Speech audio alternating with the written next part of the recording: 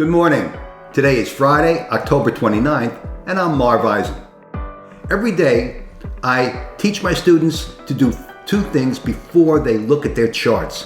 The first thing is to look at the economic calendar to see if there are any surprise announcements that are going to be scheduled or announcements that are going to be market moving or have market moving implications.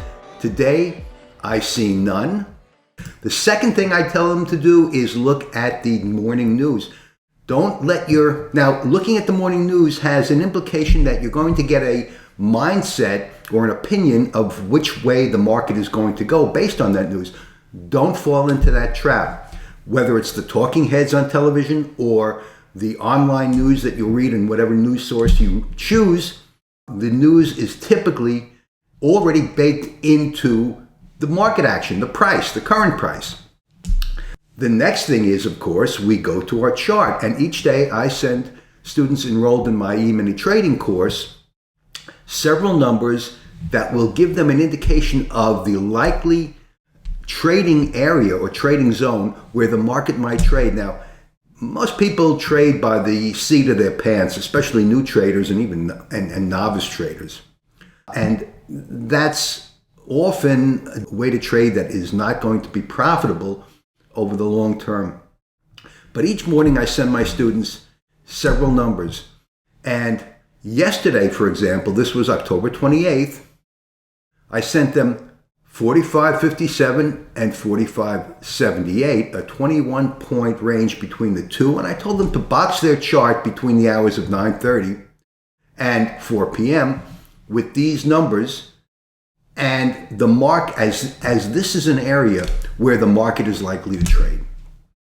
So what happened yesterday? Well, I'm going to put the candles on this chart, and this is a 3-minute chart of the Micro Emini, and I'm going to put the candles on this chart, and you'll see if these numbers were accurate.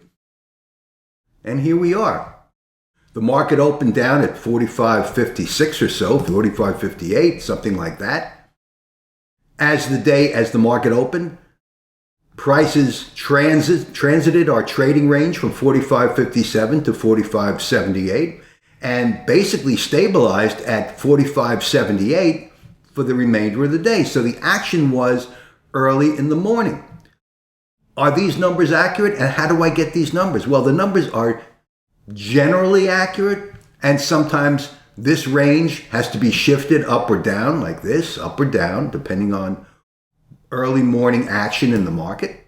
But I teach this information, these fine-tuning points to my students who enroll in my Emini trading course, and it beats seat-of-the-pants trading. Anyway, if you'd like to get these numbers, enroll in my trading course at timelessdollar.com. You'll be a better informed trader and a more knowledgeable trader, and more knowledge is more success.